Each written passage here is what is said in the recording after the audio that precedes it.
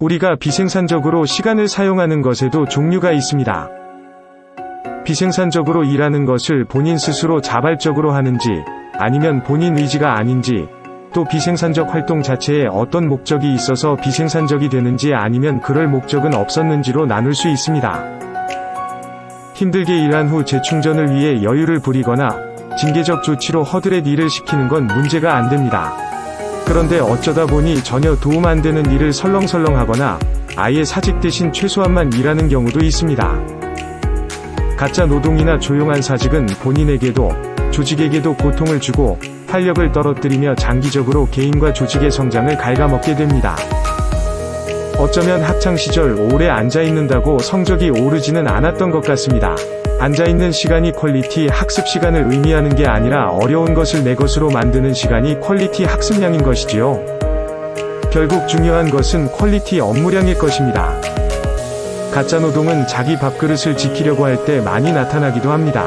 일 늘리기, 일 꾸며내기, 바쁨을 소명하기, 보여주기식 업무, 영양가 없는 보고 같은 업무들인데 이것들은 뭔가를 하고 있다는 착각을 일으킵니다. 반면에 조용한 사직은 정말 영혼 없이 최소한의 시키는 일만 하려는 것입니다. 지시한 것만 하고 마감까지는 최대한 늦추고 보일 때만 영혼 없이 빈일은 내 알바 아닌 것으로 일을 합니다. 다른 영상, 몰입편에서 소개한 업무 과정 중 느긋함의 범주도 있습니다. 힘들게 몰입에 이른 후 한 템포 쉬어가는 개념에서 여유롭고 느긋하게 일하는 것을 말합니다. 이때의 여유는 그간 성장의 과정을 복기해 창의성을 향상시키고 더 나은 도전으로의 모색을 생각해보는 창조적 시간이라 할 수 있습니다. 구글에서는 슬립팟이라는 기구를 둬서 언제든 졸리면 자게 하고 지하엔 낮이든 언제든 가서 술을 마실 수 있는 바를 운영한다고 합니다. 구글이 일부러 일을 대충 하도록 조장하는 걸까요? 또 마이다스 IT는 일과 시간에도 헬스를 할 수 있도록 한답니다. 이 회사는 체력을 키워야 일을 열심히 할 수 있다고 본 걸까요? 아니면 전인적으로 잘 대해줘야 열심히 한다고 본 걸까요? 이런 회사들의 특징은 계약자적인 파트너십으로 직원들을 본다는 것입니다.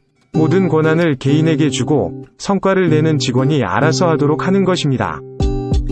사실 많은 외국 기업에서 유바이어라고 할 수 있는 이유는 이렇게 계약자 관계를 가진 직원이 성과를 내지 못할 때 정당하게 해고시킬 수 있다고 보기 때문에 그렇습니다. 알고 보면 용역에 살벌함이 있는 거지요. 반대로 하나하나 지시하고 감시해야 하는 노예처럼 직원을 부리는 체제에서는 당연히 노예는 조금이라도 쉬어보려고 할 것이고 주인은 조금이라도 덜 먹이고 더 시키도록 하려 할 것입니다. 어쩌면 그런 점에서 우리는 공정하다고 말할 수 있을 수도 있겠습니다. 노예로서 일한다면 당연히 최대한 누릴 수 있는 것을 찾는 게 당연한 공정함입니다. 물론 우리는 그런 체제를 바라고 입사한 건 아닙니다. 우리 모두 주체적으로 성장하고 일에서 주인이 되어 보람을 느끼길 바랍니다. 회사도 나에게 계약자이길 바랍니다. 하지만 그렇지 않은 경우가 많지요. 여기에 우리 인사와 경영자가 함께 만들어가야 할 방향이 있습니다. 권한과 책임이 더 아래로 주어지고 성과 주체로서 알아서 일하는 직원들이 더 많아지는 체제를 만드는 것 말입니다.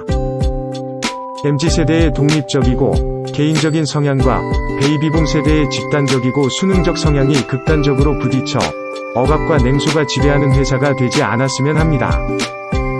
당당한 칼퇴, 당당한 시간 사용, 직장에서의 자유와 계약자적 관계, 일에서의 행복.